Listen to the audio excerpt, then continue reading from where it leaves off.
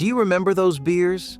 The ones that tasted like Friday nights, backyard laughter, and pure American pride? These vanished brews once filled coolers and kitchen tables, bringing friends together when life felt simpler and the world smaller. When did we stop toasting to what truly mattered? There was a time when you could not walk into a bar, bowling alley, or backyard cookout without seeing a cold can of Schlitz on the table. It was the symbol of American pride, a beer born in Milwaukee and raised on hard work. By the 1950s, it was the #1 beer in the nation, outselling even Budweiser. People loved its crisp bite, its confidence, its no-nonsense flavor that seemed to belong to the middle of the century itself. A Schlitz was not fancy, it was familiar. You cracked one open after a long day and felt like you had earned it. But then came the fall. In the 1970s, corporate decisions and cost-cutting led to a reformulated recipe, a faster brewing process that ruined the taste. Loyal drinkers noticed immediately, and once they left, they never came back. By the 1980s, Schlitz had become a ghost of itself, a legend whispered in the corners of dive bars and remembered only by those old enough to have tasted the original. Even now, the phrase, "the beer that made Milwaukee famous," feels bittersweet, a monument to how something perfect can crumble when pride turns into greed. Still, for those who remember, that first icy sip of Schlitz will always taste like American success, the kind that once felt unstoppable. For generations, Falstaff was the beer of good times and grit. It was the drink of working men, steelworkers, dockhands, and soldiers home from war. Named after Shakespeare's famous jester, Falstaff was never a joke. It was an institution. From the 1940s through the 1960s, it sat near the top of the American beer charts, brewed proudly in St. Louis and later across several cities. Its commercials were simple, honest, and confident. Falstaff, America's fastest-growing beer. It tasted like what a beer should taste like, golden, smooth, and easy. But as the beer wars heated up in the 1970s, Falstaff started to lose ground. Corporate buyouts, shifting tastes, and aggressive national marketing from Budweiser and Miller squeezed it out of the spotlight. The label changed hands so many times that by the time the last bottle rolled off the line, it was hard to tell who even owned it anymore. What was once a symbol of community and craftsmanship had become a casualty of consolidation. Today, Falstaff survives only in memory, the ghost of a beer that once filled coolers at picnics and ballparks, now reduced to a forgotten logo on a rusted tin sign. It was never fancy, but it was ours. An honest beer for honest people. In Detroit, Stroh's was more than just a beer. It was a badge of loyalty. Brewed since the 1850s and known for its unique fire brewing process, Stroh's had a flavor that could not be replicated. It was rich, smooth, and just a little sweet. The kind of beer that tasted like the end of a long week on the assembly line. Stroh's was the working man's companion, the blue-collar beer that kept Detroit's soul alive through good times and bad. Families passed down the brand like tradition, and the Stroh name stood for craftsmanship. But in the 1980s, everything began to unravel. The company expanded too fast, buying up other breweries in an effort to compete nationally, and it all came crashing down. Bankruptcy hit hard, and the family-owned brand that had once employed thousands was gone almost overnight. The fire went out, literally and figuratively. Though you can still find the name today, the heart of Stroh's, that slow, patient, fire-brewed pride, disappeared long ago. For Detroiters, it was more than losing a beer. It was losing a piece of home. When you raised a Stroh's, you were toasting not just a drink, but the dignity of hard work itself. It's the water. That was the promise printed on every can of Olympia beer, and in the Pacific Northwest, that slogan meant everything. Brewed in Tumwater, Washington, the beer drew from artesian springs that locals swore gave it a crisp, clean taste unlike anything else. Olympia was not just a drink, it was a regional identity. People from Seattle to Portland grew up with it at family barbecues, fishing trips, and after-work taverns that smelled faintly of cedar and rain. The golden can with its elegant script became a symbol of the Northwest itself, wild, pure, and proud. But when national breweries came knocking, Olympia could not compete with the marketing muscle of Budweiser and Coors. The brand changed hands multiple times, each sale pulling it further from its roots. By the 1990s, the Tumwater Brewery was silent, its once bustling operations shuttered. Craft beers would later rise from the same region, celebrating local water and tradition, but none would quite replace Olympia's humble charm. Its memory lingers like mist over the Puget Sound, the taste of home that slipped quietly into history. For those who remember, a cold Olympia was more than beer. It was the taste of place. In Baltimore, Natty Boh was not just a beer. It was a local legend, the kind of drink that defined an entire city. With its one-eyed, winking mascot and cheerful red and white cans, National Bohemian was the pride of Maryland for generations.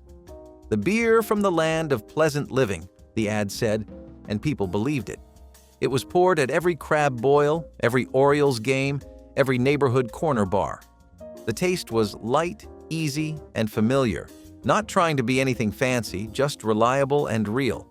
When larger beer conglomerates began buying up regional brands, Natty Boh was among the casualties. Production left Baltimore, and for locals, it felt like a piece of the city's heart had been taken away. But the nostalgia never died. Today, even if you can find it in limited runs, it is no longer truly Baltimore beer. Yet the spirit of Natty Boh lives on, in murals, t-shirts, and the memories of those summer nights when the city was alive. The crabs were hot, and every hand held a can that winked back. To remember Natty Boh is to remember Baltimore at its best. Proud, scrappy, and full of charm. Long before craft beer was cool, there was Blatz. Born in Milwaukee in the 1850s, it was one of the city's original beer dynasties. Blatz built its name on consistency, a crisp, honest lager that felt at home in every saloon and supper club from Wisconsin to the Great Lakes. The name alone carried weight, carved into neon signs that still faintly glow in forgotten taverns. In the early 1900s, Blatz was a household word, brewed by men who understood that beer was both craft and comfort. But success breeds competition, and soon Blatz found itself caught in the middle of the brewing wars. Mergers, buyouts, and prohibition took their toll, and by the time the 1950s arrived, the company had lost its footing. Pabst eventually absorbed Blatz, turning a once proud label into a memory. Today, only vintage cans and old advertisements remain, the smiling faces of men in fedoras raising a toast to better days. Blatz was not glamorous, but it was genuine. It belonged to an era when beer was brewed for taste, not television commercials. Every sip was a handshake, a promise that even simple things could be done right. The one beer to have when you're having more than one. That was Schaefer's claim, and for decades it held true. Founded in the 1800s and once America's oldest lager, Schaefer was the beer that flowed through factory break rooms, fishing trips, and ball games. In the 1950s and 1960s, it was a blue-collar favorite, not pretentious, not polished, but deeply satisfying. The taste was light, slightly malty, and refreshing enough to keep you coming back for another. Its New York City brewery was a marvel of production, churning out millions of barrels a year to meet the nation's thirst. Schaefer's television ads showed everyday Americans laughing, grilling, and clinking bottles beneath summer sun. The American dream in a glass. But the rise of national giants and corporate consolidation pushed it off the shelves. When it was finally bought out, its once iconic name began to fade, and by the late 1980s, Schaefer was little more than a memory. For those who grew up with it, though, that red label still means something. It reminds them of a time when beer did not need craft credentials, just good company, good weather, and one more for the road. To Chicagoans, Old Style was not just a beer, it was a badge of identity. Born in Wisconsin but adopted by the Windy City, it became the official brew of Chicago's working class. You could find it everywhere: corner taverns, bowling alleys, and most famously, in the bleachers at Wrigley Field. Old Style had a crisp, hearty flavor that matched the city's grit. No nonsense, just honest refreshment. It was the beer you ordered after your shift, or when your Cubs finally won a game that mattered. In the 1960s and 1970s, Old Style was woven into the fabric of Midwest life. Its red and blue label and foamy head became symbols of comfort and pride. But as the years passed and younger drinkers turned to imports and craft brews, Old Style slipped into nostalgia. The brewery changed ownership, and even the recipe changed, losing the original charm that had made it famous. Still, for many, one sip is all it takes to be transported back to the city's heyday. Neon lights, jukebox tunes, and laughter spilling out of open bar doors on a Friday night. Old Style may have vanished from the mainstream, but for Chicago, it will always taste like home. In Seattle, Rainier was more than beer. It was culture. With its iconic red R logo and its quirky television ads featuring talking bottles and mountain goats, Rainier captured the playful, creative spirit of the Pacific Northwest. For decades, its brewery stood proudly beneath Mount Rainier's shadow, bottling the very essence of the region. Locals swore by its smooth taste and crisp finish, the perfect complement to misty evenings and weekend hikes. It was light but full-bodied, simple but satisfying. Rainier commercials became local folklore, their humor and imagination setting the brand apart from the corporate monotony of national beers. But when larger companies bought it out, production moved away, and something in Seattle's heart went with it. By the time craft breweries began to rise in the 1990s, Rainier had already become a fond memory, a relic of a time when beer was local, personal, and proudly weird. Still, even today, you can spot that red R on vintage hats and bar signs, glowing faintly like an ember that refuses to die. For the Pacific Northwest, Rainier will always be more than a drink. It is a symbol of creativity, independence, and a little bit of mischief. Long before the IPA craze, Ballantine Ale was America's original hoppy masterpiece. With its bold flavor, creamy head, and signature three-ring logo, it was the choice of true ale lovers from coast to coast. Founded in Newark, New Jersey in the 1800s, Ballantine built its reputation on quality and strength, offering a complex taste that stood out from the sea of lagers. It was a beer with attitude, rich, bitter, and unapologetically bold. By the mid-1900s, it was everywhere, poured in corner bars, advertised in magazines, even featured in early baseball broadcasts. But as lighter, easier beers took over, Ballantine's distinct flavor fell out of favor. Its loyal fans stayed true, but the market moved on. Mergers and changing tastes sealed its fate by the 1980s, and the original formula was lost to time. Still, its legend endures. The three rings, representing purity, body, and flavor, became a lasting symbol of American brewing heritage. Some craft breweries have tried to revive it, but the real Ballantine belonged to another age. A time when beer was bold, drinkers were loyal, and the aftertaste of hops meant you were drinking something that mattered. For decades on the West Coast, Lucky Lager was more than a beer. It was a game, a gathering, and a good time bottled in brown glass. Founded in San Francisco in the 1930s, it quickly became the drink of choice for working men and college kids alike. Its crisp, light taste made it perfect for backyard barbecues, long road trips, or lazy afternoons by the radio. But what truly made Lucky stand out were its bottle caps, each printed with puzzles, riddles, or rebus games that turned every drink into a little challenge.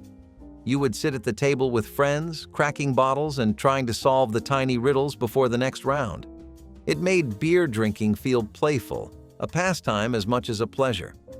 That simple twist of fun gave Lucky a charm no other brewery could quite copy. Through the 1950s and 1960s, Lucky Lager's red and white X logo became as familiar as a roadside diner sign, promising good times and simple comfort. Yet by the late 1970s, competition from national brands and shifting tastes started to chip away at its loyal fan base.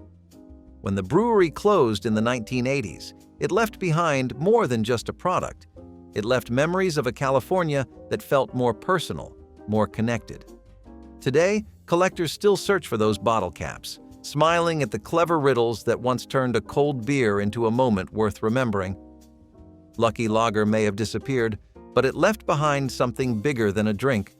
It left a story of joy in small things, one cap at a time. There was nothing fancy about Old Milwaukee, and that was exactly the point. It was the beer for the everyman, the kind you cracked open after mowing the lawn or fishing at the lake. Smooth, cheap, and proudly unpretentious, Old Milwaukee built its reputation on being honest about what it was. A no-nonsense brew for people who just wanted something cold and familiar. Its 1970s and 1980s commercials became the stuff of legend, kitschy, over-the-top, and sometimes hilariously self-aware. It was the beer that didn't pretend to be imported or highbrow.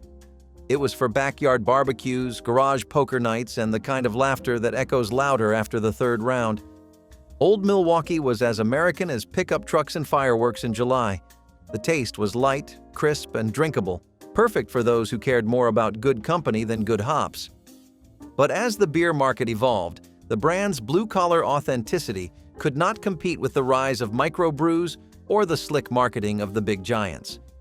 It slowly slipped from prominence, remembered mostly by those who drank it without irony. Yet even now, its red and gold can stands as a badge of defiance, a reminder of when beer was about refreshment, not reputation. For many, Old Milwaukee will always taste like laughter, summer heat, and the pride of keeping things simple. If you grew up in upstate New York, you probably had your first legal beer out of a green Genesee cream ale can.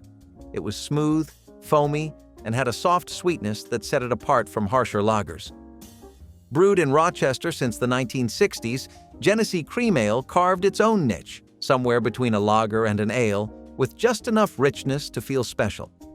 It was the beer of bowling leagues, corner taverns, and Friday fish fries. There was something almost elegant about it, despite its working-class roots. The word cream made it sound indulgent, and its easy-drinking smoothness meant you could sip it all night without tiring of the taste. For a moment, Genesee Cream Ale made everyday life feel a little luxurious. But as big brands took over store shelves, Genesee's regional charm began to fade. By the 1980s, it was harder to find outside of New York, and younger drinkers gravitated toward flashier names. Still, for those who remember, Genesee Cream Ale remains a symbol of small-town pride, a beer that tasted like good conversation and long evenings spent with people who knew your name. Even if it vanished from most markets, its creamy finish lingers in the memory, smooth as nostalgia itself. In mid-century Brooklyn, the sound of two cartoon brothers named Bert and Harry Peel became as recognizable as the crack of a bottle opening. Their radio and television ads made Peel's beer a household name with humor, warmth, and a dash of Brooklyn attitude. Founded in the late 1800s, Peel's was one of the great New York brews, malty, rich, and proudly local. It was a beer for regular guys, the kind of drink you shared over a deli sandwich or a game of cards in a smoky bar. The commercials gave the brand a face, or rather two. Bert and Harry, bumbling, lovable, and always ready for another round. They made beer drinking feel communal, like everyone was in on the same inside joke. Peel's had soul, and you could taste it in every pour. But by the 1970s, as the old borough breweries began to close, Peel's struggled to keep up with the giants of the industry. The brand changed hands, and production moved away from Brooklyn, stripping it of its neighborhood identity. By the late 1980s, it was gone, a memory kept alive in black and white photos and faded neon signs. Still, for those who grew up with the laughter of Bert and Harry in the background, Peel's was never just beer. It was Brooklyn in a bottle, honest, loud, and full of heart. To drink a Knickerbocker in mid-century New York was to drink like a true city dweller. The name itself carried heritage, drawn from Washington Irving's tales of old New Amsterdam and Dutch New York. Its label showed a proud city crest, and its taste matched the attitude, bold, crisp, and unapologetically urban. You could find Knickerbocker at Yankee Stadium, in corner bars in the Bronx, and in iceboxes across Manhattan's tenement apartments. It was the beer of the working man in a city that never stopped moving. The clink of its bottle was the soundtrack of double headers, lunch breaks, and stoop conversations on summer nights. It belonged to New York the way the subway does, loud, familiar, and essential. But as the city's breweries began to vanish under the weight of national consolidation, Knickerbocker disappeared too. By the 1970s, its name lived on only in local lore and dusty bar mirrors. Today, it exists as a relic of an era when New York brewed its own pride, before big beer replaced borough beer. For the old-timers who remember, Knickerbocker is not just a brand, it is a time capsule of a city that once raised a glass to itself. "Hi neighbor, have a Gansett!" That simple slogan echoed across New England for decades, shouted from fishing boats, baseball fields, and factory lunchrooms. Brewed in Rhode Island since the late 1800s, Narragansett was the working man's lager, cheap, cold, and full of local pride. Its taste was clean and easy, a perfect companion for clam bakes and beach bonfires. It was more than a beer. It was a greeting, a handshake, a shared moment between neighbors. In every can, there was a sense of community, a reminder that New Englanders looked out for each other. At its peak, Narragansett sponsored the Boston Red Sox, its name glowing from the Fenway Park scoreboard as fans raised their cans in unison. But by the 1980s, the brewery closed, and the brand faded into nostalgia. Decades later, fans fought to bring it back, reviving production and the beloved slogan. While it never regained its former dominance, the comeback proved something important. You can take the beer out of New England, but you cannot take New England out of the beer. For those who remember, the first sip of a Gansett still feels like coming home. Before Miller claimed to be the champagne of beers, there was Sterling, a southern Midwestern lager with the same nickname. Brewed in Evansville, Indiana, it carried a golden glow and a smooth, crisp taste that won loyal drinkers across Kentucky, Indiana, and Ohio. Sterling was a beer for porch swings, fishing trips, and family cookouts, the kind of quiet, everyday moments that defined American life in the 1950s. It had a refinement without pretension, a beer that knew how to be both classy and comfortable. The clear glass bottles shimmered in the sunlight, and every sip tasted like summer. Sterling might not have been famous nationwide, but where it mattered, it was royalty. For years, it thrived as a local legend, passed from father to son as tradition. But as the beer giants swallowed up regional breweries, Sterling lost its foothold. The brand flickered out in the 1980s, leaving behind a legacy of good taste and hometown loyalty. Today, the name survives only in stories and vintage ads, where smiling couples raise bottles beneath bold cursive letters. For the Midwest, Sterling was more than beer. It was elegance you could afford. In Detroit, Goebel was the beer that filled lunchboxes and coolers before shifts on the line and after long days at the plant. It was affordable, dependable, and proudly local, a brew that spoke the same language as the people who built cars and cities. Founded in the late 1800s, Goebel made its mark by keeping prices low without cutting quality. The taste was simple and honest. No gimmicks, no fancy branding, just a solid lager that quenched a real thirst. In the working-class bars of Detroit, you could spot Goebel cans stacked behind every counter, their gold and blue labels glowing like trophies of endurance. It was the beer of factory whistles and jukebox nights, a reward for a job well done. For decades, Goebel thrived alongside its bigger rival, Stroh's, until rising costs and national competition finally drowned it out. By the 1980s, it was gone, leaving behind memories of a Detroit that was tougher, prouder, and built on loyalty. It was never about prestige, it was about belonging. And for the Motor City, Goebel will always be the taste of home. Hootapole was Cincinnati's pride, a beer brewed by hand and heart for the people of the Queen City. Since 1885, it had been the drink of choice in neighborhood bars, ball games, and backyard cookouts. The name itself carried weight. Hootapole meant loyalty. It was malty and full-bodied, brewed with care in small batches that made every pint feel personal. In Cincinnati, to order a hoodie was to say you belonged. It was a beer that connected generations, bridging old German traditions with American resilience. When Prohibition hit, Hudepol survived by making soft drinks and near beer, waiting patiently for its return. But national consolidation eventually crushed the smaller breweries, and Hudepol faded into the past by the late 1980s. Its brewery closed, but its legend did not.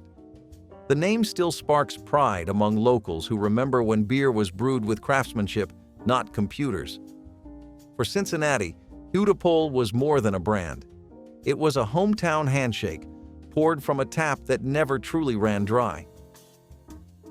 For decades, Cincinnati drinkers had a choice, Hudepol or Burger, and for many, Burger was the one that ruled the barstool. Brewed since the 1930s, Burger beer was as much a part of the city's identity as the Reds or the Ohio River. Its crisp, refreshing flavor made it the perfect game day companion, especially since Burger proudly sponsored Reds broadcasts for years. The brewery's slogan, "It's Burger Time," captured the spirit of a city that loved hard work, hard play, and a cold beer between the two. Burger was local pride in a bottle, and for decades it flowed through every tavern and living room from Covington to Clifton. But by the 1970s, like so many regional brands, it was swallowed up by bigger companies, losing its place on the shelves and in the hearts of younger drinkers. The brewery closed, the ads went silent, and Burger became a footnote in Cincinnati's rich brewing history. Still, for those who grew up with its jingles and the voice of the Reds on the radio, Burger beer remains a taste memory, a reminder that sometimes the best beer in the world is the one that came from right down the street. In Philadelphia, Ortlieb's was more than a beer. It was a neighborhood tradition. Founded in 1869, it was the kind of local brew that ran through the veins of the city as much as soft pretzels and cheesesteaks did. You could walk into any corner bar in North Philly and find it on tap, poured by a bartender who probably knew your father, your grandfather, and what you did for a living. Ortlieb's was brewed with care in the city's heart, its red and white label proudly declaring it Philadelphia's own. The Ortlieb family ran the brewery with a sense of loyalty that mirrored the people who drank it. They were hands-on owners, showing up at the factory floor, making sure every batch stayed true to the city's blue-collar soul. There was pride in every pint, the kind that came from making something local that truly mattered. For decades, the beer's popularity endured, buoyed by community loyalty and the kind of word-of-mouth advertising that money could not buy. Ortlieb's, like so many regional brews, simply couldn't compete. By the late 1980s, the brewery shut its doors, leaving behind a skyline of crumbling smokestacks and fading murals. Yet in Philly, people still talk about it. Ortlieb's may have disappeared from the shelves, but in the city of brotherly love, its name still pours warm in memory. For Kentuckians, vitamin beer was more than a beverage. It was a badge of identity. Born in Newport, Kentucky in the late 1800s, it was a regional gem brewed with the perfect balance of crispness and comfort. For decades, Vitamin's lager was the drink of the hardworking, the everyday kind of folks who wanted something cold, consistent, and real at the end of a long shift. It wasn't just beer, it was community in a bottle. Families would bring cases of Vitamin to barbecues, to weddings, to any gathering where laughter lasted longer than the daylight.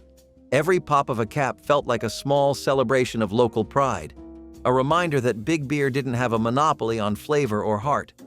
For years, it held its own against the national giants, thanks to that hometown devotion.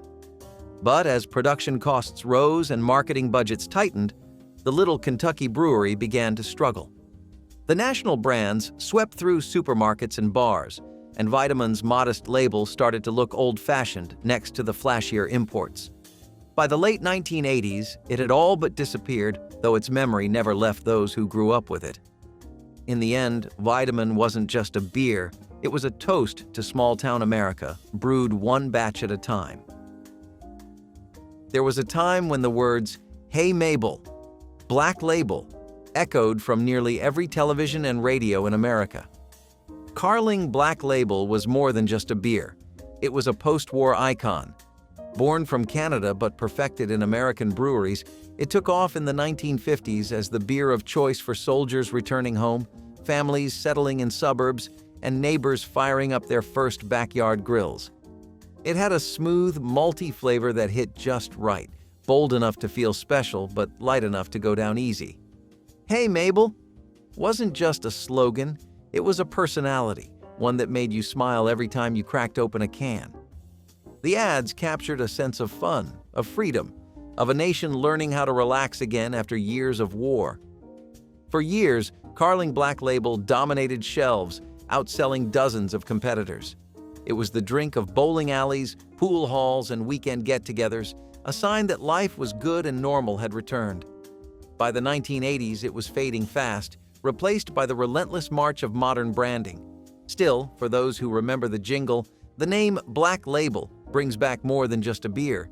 It recalls a whole era of optimism, laughter, and the sound of a bottle cap hitting a concrete patio as the radio played in the background. Before craft beer became a movement, before IPA was a household term, there was Tupper's Hop Pocket Ale. Brewed in Maryland in the 1990s, it was a true pioneer, a beer that dared to be bold and complex in an age dominated by bland lagers. The brainchild of Bob and Ellie Tupper, two beer enthusiasts turned brewers, Hop Pocket Ale was loaded with floral hops, rich malt, and a clean bitterness that shocked palates used to uniform taste.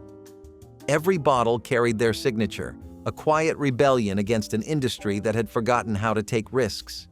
It developed a cult following among beer lovers who drove miles just to find it, treating each bottle like treasure. But being ahead of its time is a double-edged sword. Without the large-scale support or distribution networks of today's craft giants, Tupper's couldn't keep up financially. When corporate partnerships failed, production ceased, and one of America's first flavor-forward ales vanished almost as quietly as it had arrived. Still, its influence lingered. For those who were lucky enough to taste it, Hop Pocket Ale wasn't just beer, it was a promise of what American brewing could become. The 1970s had its fair share of questionable ideas, but few were as baffling as Aquavelva beer. Inspired, if that's the right word, by the popular aftershave, a small brewery thought it could cash in on the brand's name recognition. The logic was simple. If Aquavelva meant cool and refreshing for your face, why not for your taste buds? The result was a product that lived up to its name in all the wrong ways. Early tasters described it as metallic, medicinal, and unmistakably like the aftershave it was named after. The marketing campaign was as bold as it was misguided. Sleek blue cans, frosty visuals, and the slogan, "The cool taste of refreshment." Within weeks, stores began pulling it from shelves. The backlash was swift and merciless, cementing Aquavelva beer's place in the Hall of Fame of marketing disasters. Collectors today still hunt for the rare cans, which have become quirky relics of an era when experimentation often crossed into absurdity. The beer vanished as quickly as it appeared, leaving behind a cautionary tale about brand confusion and ambition gone too far. It remains one of beer history's weirdest chapters, proving that not every cool idea is meant to be served cold. Esprit was not just fashion, it was a feeling, youthful, bright, alive.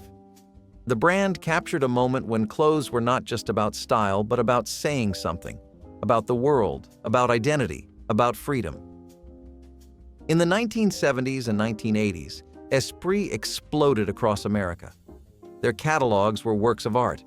Their stores were full of color and energy. It felt like the future. You walked into Esprit and felt like the main character in your own story. It was clothes for the bold, not just the fashionable. But fashion moves fast. By the 1990s, trends were changing. Grunge came in, minimalism followed, and Esprit's cheerful aesthetic felt out of place. Management changed, expansion overreached, and what once felt vibrant now felt dated. Sales dipped, stores closed. By the early 2000s, Esprit in the United States was nearly extinct. It survived in Europe and Asia for a while longer, but the magic had faded. For a certain generation, Esprit was the brand they wore to school dances, to mall hangouts, to first dates. It was more than fabric. It was memory, stitched into every sleeve. Now it is a whisper from a closet that no longer opens. Showbiz Pizza Place was not just a restaurant. It was a fever dream brought to life with animatronic bears and arcade buzz.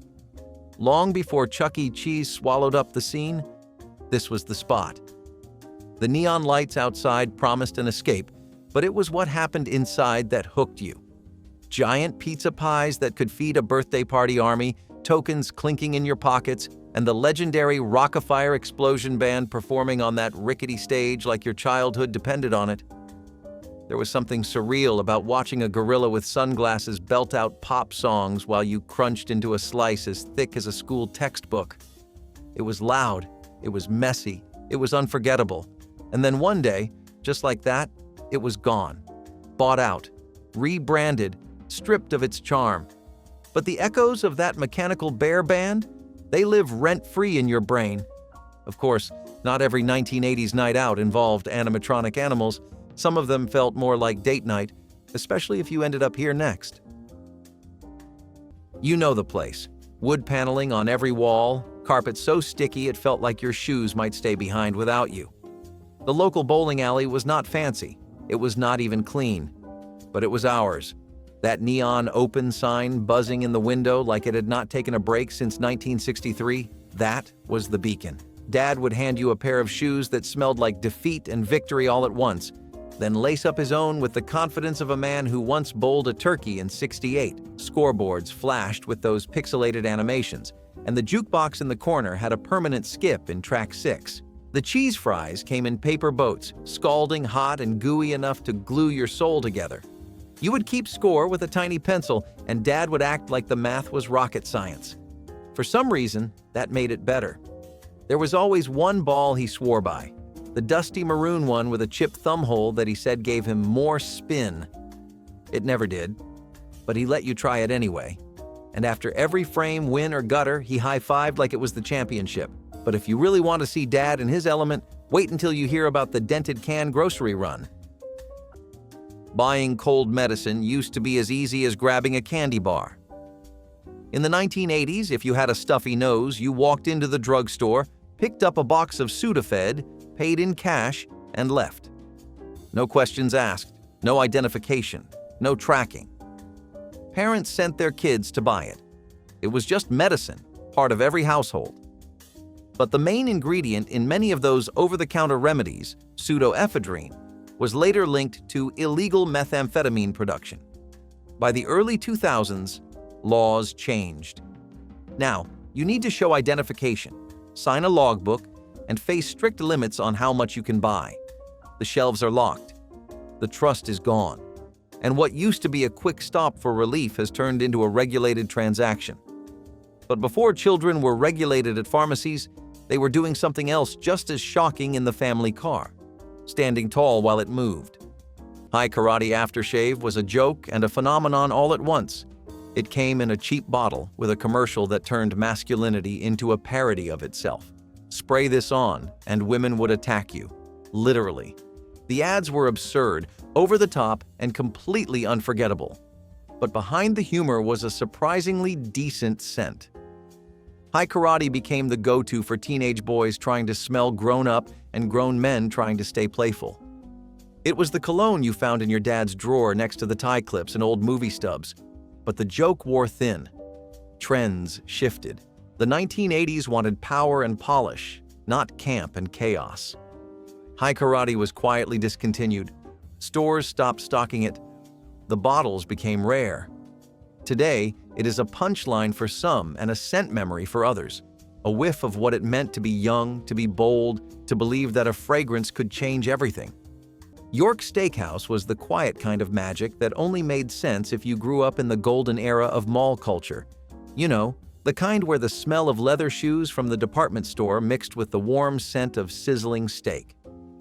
This was the place where a nice dinner meant standing in line with a tray like it was a cafeteria, only this cafeteria had thick red carpets and faux mahogany everything. You grabbed your utensils from a bucket, picked out your cut of meat from a chalkboard menu, and settled into one of those heavy booths with a linen napkin that made you feel like royalty. There was something weirdly comforting about eating steak while sitting under fluorescent lights next to a plant that looked like it hadn't been watered since 1977. York was where people went to feel fancy on a budget, but as malls started shrinking and food courts took over, York Steakhouse quietly faded into the background. Still, for anyone who ever dipped their roll into a side of au jus, the memory sticks. Now, what if your family wanted a little more spice than steak? You probably ended up here. The Dented Can discount grocery store was the kind of place you never admitted shopping at, unless you were Dad. Then it was a badge of honor. You did not bring a list here. You brought instincts. Aisles of unlabeled tins, faded labels, and cardboard signs scribbled in permanent marker, 10 cans for $1. What cans? Who knew? Dad would hold one up and say, "Beef chunks and gravy." Sounds promising, like he was about to enter it in a cooking competition. Most of the time it was mystery meat roulette, but we were not there for the menu. We were there for the thrill. He treated the whole store like an auction. "Name brand beans. Get them while they last," he would whisper, like a man uncovering buried treasure. At checkout, he would proudly announce how much he saved. Never mind the fact that dinner might be spaghetti and something we would call tomato adjacent. You learned to laugh, to try everything once, and to realize a meal made on the cheap still meant you had one. But for a different kind of treasure, tucked away in someone's garage, let me tell you about the model train shop that made time stand still.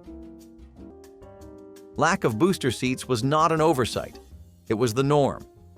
Children too small for seatbelts simply sat on their knees or curled up cross-legged on the back seat.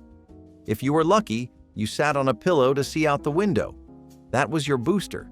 Parents barely considered height or weight guidelines because there were none to follow.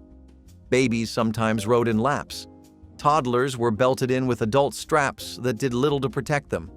Car seat laws were either non-existent or loosely enforced. In many families, a car seat was a hand-me-down with no instructions. Booster seats were rare, and safety testing even rarer. You might remember the seatbelt cutting into your neck or slipping off your shoulder entirely. Nobody measured, nobody adjusted. It was all instinct. But as crash statistics mounted and tragic accidents made headlines, laws slowly changed. By the late 1990s, most states required booster seats for children under a certain age or height. Today, it is unthinkable to drive without one. But for those raised in the back seats of station wagons and minivans, survival often came down to luck. And while cars were full of risks, the real danger sometimes came from inside the home, especially when people handled deadly materials without ever knowing it. Chi-Chi's Mexican restaurant had flair, flavor, and just enough kitsch to keep things fun.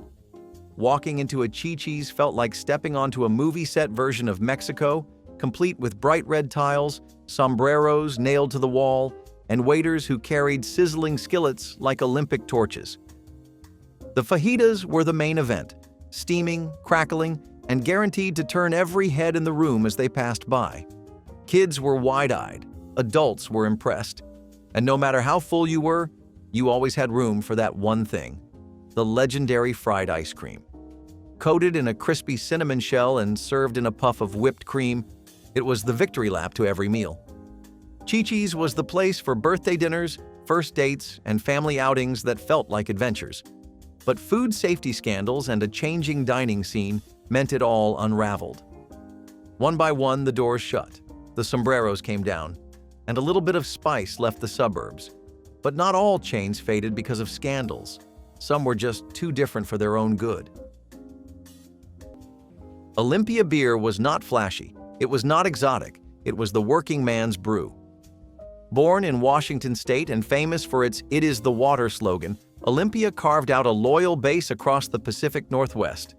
It tasted like fishing trips, union picnics, and back porch summers. You did not drink it to impress anyone. You drank it because it was yours. But the beer wars were brutal. Big national brands like Budweiser and Miller came swinging with huge ad budgets and coast-to-coast reach. Olympia tried to expand, but its regional charm did not scale well. The further it traveled from the rivers and forests of its home, the more it lost its soul. What made it special could not be bottled and shipped across state lines. It was bought out, reformulated, stripped of its identity. By the 1980s, the writing was on the wall. The original brewery closed, the taste changed, and loyal drinkers quietly moved on. Today, Olympia still exists in name, brewed by a different company in a different place. But those who remember the real thing will tell you, it is not the same. And maybe it never could be. The community swap meet in the church parking lot was a patchwork quilt of folding tables, lawn chairs, and a whole lot of neighborhood hustle. It was always held early, way too early, and Dad would pull up with a thermos of coffee and a plan. This was not a place for big spenders. This was a battlefield of bartering. He would go straight to the tables stacked with transistor radios, old tools, and that mysterious plastic bin full of tangled cords that might be useful someday.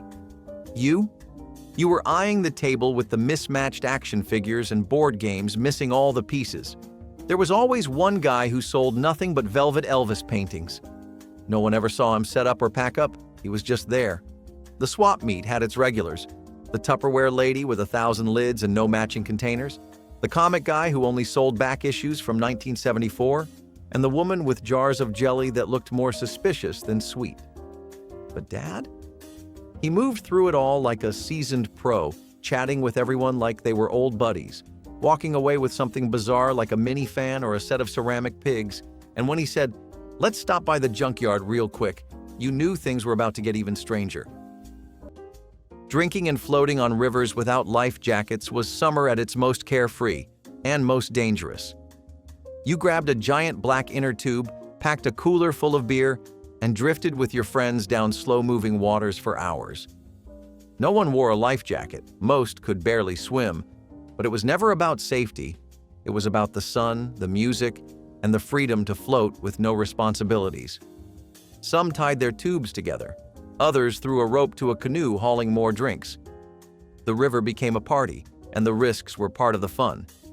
You might remember falling out and laughing, feet searching for the rocky bottom, arms flailing before someone pulled you back in. Today, alcohol use while floating or boating is strictly monitored. Life jackets are required for anyone under a certain age in most states, and adults can face citations, or worse, for ignoring safety laws. But in the 1980s, there was no lecture, no patrol, just a lazy current and a long afternoon. And while the river taught you how to stay afloat, the classroom taught something entirely different, often with a wooden paddle. There was a time when TWA meant elegance, a time when stepping onto a Trans-World Airlines flight was like entering a luxury hotel in the sky. The seats were wide, the service crisp, the logo iconic. From movie stars to newlyweds, everyone wanted to fly TWA. It was part of the golden age of air travel. But by the 1970s, the clouds were darkening. Deregulation hit hard. New competitors raced into the skies, offering faster routes and cheaper fares. Fuel prices soared, labor disputes dragged on, and TWA's once glorious reputation began to buckle. What once felt like flying with royalty now felt outdated and expensive. Suddenly, the airline of tomorrow had become yesterday's news. It expanded too quickly, bought too many jets, and could not keep up with the ruthless economics of modern air travel. Bankruptcy became a familiar word. By the time American Airlines absorbed what remained in the early 2000s, the brand was already a shadow. Airports removed the signs, crews traded uniforms, but the memory lingered. For anyone who flew TWA during its heyday, there was nothing like it.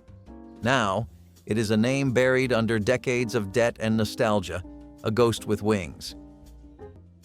The ground round was chaos, comfort, and childhood all wrapped into one. It was the kind of place where parents could get a beer and a burger while their kids threw peanut shells on the ground like it was encouraged, because it was. The floors were covered in crunchy peanut bits. The air was filled with laughter and the faint smell of popcorn. There were projectors running old cartoons on the wall and kids with balloons trailing behind them like little parade floats. It was loud, it was joyful, and best of all, It felt like no one was trying to rush you out. The Ground Round leaned into its identity, part sports bar, part family funhouse. There was even a time when the cost of your meal was based on your weight. No, seriously, it was all part of the strange charm that kept people coming back. But as dining trends shifted and the novelty faded, so did the chain. Still, if you close your eyes, you can almost hear the crunch of a peanut shell underfoot. But if you were more into burgers and football than cartoons and chaos, our next place might have been your regular haunt. Some nights, it was the backyard. Other times, it was the town planetarium where the air smelled like metal seats and carpet glue. But either way, Dad made sure you always looked up. He would point at a blinking light in the sky and say something like, "That one's Venus," even if it was just an airplane. You believed him, because he said it with the same certainty he used when fixing the lawnmower. Sometimes he would bring out a telescope that never quite focused right, but it did not matter. You could see the moon, or at least a very bright blur that had to be the moon, and that was enough. He told you about constellations, meteor showers, and a comet he swore he saw when he was 12. The planetarium nights were just as magical. You would lean back in those creaky seats while the ceiling lit up with galaxies and a deep voice narrated the birth of stars. Dad would whisper facts like he had a PhD in astronomy, even if he probably read them from the brochure 5 minutes before. You did not go to learn. You went to dream. And the only thing better than dreaming about space? Digging through the universe of stuff at the local flea market the very next weekend. Leaving kids alone in the car while shopping was as routine as carrying a grocery list. Parents would crack the windows, hand you a book or a juice box, and lock the doors. Then they would disappear into the store, sometimes for 5 minutes, sometimes much longer. You sat in the front seat, pressed buttons, turned knobs, maybe climbed into the back. If you were lucky, the radio stayed on. If you were younger, you played pretend. The car smelled like old vinyl and the warmth of the sun. Sometimes it got too hot. Sometimes you cracked the window a little more, but nobody panicked. Nobody called the police. It was a different kind of trust, one born of a culture that saw parked cars as safe spaces and errands as moments of independence. Today, leaving a child alone in a vehicle, even for a moment, is considered dangerous and illegal in many states. Amber Alerts and heartbreaking headlines have changed the law and the conversation. What was once ordinary now feels like neglect. But for kids of the 1980s, it was a chance to wait, watch, and grow up a little. And if sitting alone in a hot car seems reckless today, just wait until you hear what passed for child car safety back then. Because most of us did not even have booster seats. The Pontiac Aztek was a disaster in the early 2000s, but its roots stretch back to the 1970s. Back then, car designers were quietly sketching new ideas, crossovers, hybrid shapes, something between a van and an SUV. The oil crisis had made the auto industry rethink everything. What if utility and economy could live in the same shell? Those early concepts never left the drawing board, but they stayed in the shadows, mutating over time. Somewhere between vision and reality, the design lost its soul. What rolled out of the factory felt more like compromise than innovation. And when the market finally seemed ready for something different, Pontiac pulled the trigger. What came out was the Aztek. It was bold. It was weird. It was ahead of its time, and somehow behind it. The angles were wrong. The plastic cladding was cheap, and the name sounded like a dare. Consumers recoiled, sales tanked, and Pontiac, already in trouble, never really recovered. But behind the jokes, behind the Breaking Bad memes and design flops, there was something sad about it all. The Aztek was born from good intentions, from a desire to break the mold and recapture relevance. Instead, it became a punchline. Proof that even bold ideas, especially bold ideas, can fail spectacularly. Clancy's Hamburgers was not flashy, but that was exactly the point. This Midwestern chain was a tribute to the good old days. Think 1950s diner vibes with a 1980s sensibility. Red vinyl booths, checkered floors, and jukeboxes that never worked quite right. The menu was simple: hamburgers, fries, shakes, and maybe a tenderloin sandwich if you were feeling wild. But the flavor? Solid. dependable.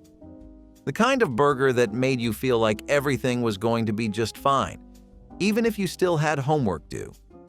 Clancy's peaked during the Reagan era, when families were looking for a bit of nostalgia with their ketchup. The chain kept it local, tight, and grounded, mostly popping up in Indiana and surrounding states. While national giants expanded aggressively, Clancy's stayed close to home.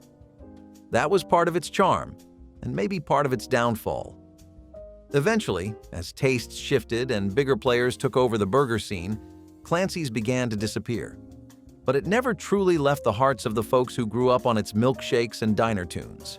If Clancy's was the taste of Americana, our next stop had a flavor all its own. Crunchy, spicy, and bright red as a fire truck, all straight out of the streets of Los Angeles. No seatbelt use was not just common, it was practically invisible. Cars came with seatbelts, but they were rarely used. Children piled into the back seat without a second thought, curling up with pillows, playing games, or hanging their heads out the window like golden retrievers. On long trips, siblings would wrestle or lie down to nap across the entire back row. Adults, too, often left their belts untouched, especially in the front passenger seat. The seatbelt light was just an annoying feature, easily ignored. There were no alarms, no relentless dings, just silence and freedom. Many people viewed seatbelts as unnecessary unless they were driving fast or on highways. Some even believed they were more dangerous during crashes. It was not until the late 1980s and early 1990s that states began to enforce seatbelt laws. Today, it is a non-negotiable. Not buckling up can cost you money, your license, or your child's safety. But back then, you were more likely to get in trouble for forgetting to bring home milk than for not wearing a belt. And if the roads were that casual, imagine how carefree kids were on their bikes, zooming through neighborhoods without a helmet in sight. Schiaparelli perfumes once lived in the same breathless league as Chanel and Dior. With their surrealist bottles and bold floral compositions, they brought high fashion to the dressing tables of everyday American women. It was not just a scent, it was a statement. In the 1970s, Schiaparelli's legacy still lingered, but America was shifting.